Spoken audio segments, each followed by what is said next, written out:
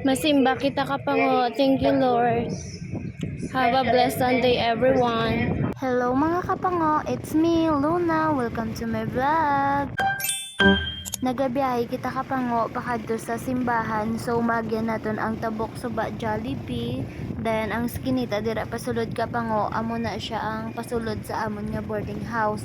So kay nagsakay kita sa tricycle, sa piya kita nga alagi nag-agi. Kung pakadto kamo sa Iloilo City, kagalin kamo sa Tagbak Terminal, maagyan yun ni siya kapango ang tabok suba. And then pa-turn left kita kapango kay pakadto kita ya sa simbahan sang Haro. So maagyan naton diri ang Haro Plaza, kay ang pa-turn right pakadto naman ato ya sa CPO or Pavia. Diba kanami isang init pero nagatulot-alithi na dira kapango, mayad gani kay tulot-alithi lang, wala nag-ulan gito do baw tani basa naman inyo pango kay wala gadala payong. So morning kita nagsimba subong kapango kay kung hapon nagainulan, so diri nga part kapango bagyan naton ang Haro Plaza. Manami na dira magtambay kapango sa bench, lalo na kung gusto nyo magbanding-banding pamahaw-pamahaw with your friends, with your jowa manda. Manami dira magpulo pahuway kapango kay mahangin tapos with music pa, o diba? Sa gusto gali magpa shout out, comment lang kamo dira ay feeling era yarn char.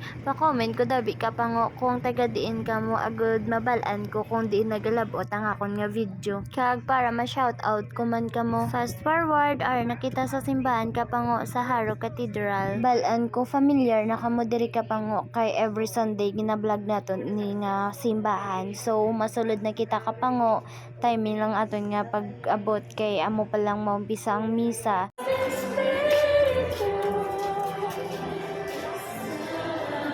Tapos ng misa kapango, so papuli na kita, nagalakad-lakad kita pakadto sa salakyan. Then nagpunda ako diri sa Haro Plaza, gin video ko gid kapango para sa inyo, makita nyo kung ano kanami ang Haro Plaza. O diba kanami sang background, pwede gid ka picture i-post sa Instagram. Tapos nami gid diri kapango kay malingaw kagid samtang nagapulupungko sa bench kay with music, diba batian nyo man. Kag syempre hindi ta pagkalipatan i-flex sa aton vlog ang aton nga amo, kay para mabalaan ni Lulumits nga original video, kag para mapansin na kita ni algo. Aw na no na nagsulo side view pa kita gid ang kapanguon sang ilong ko ka.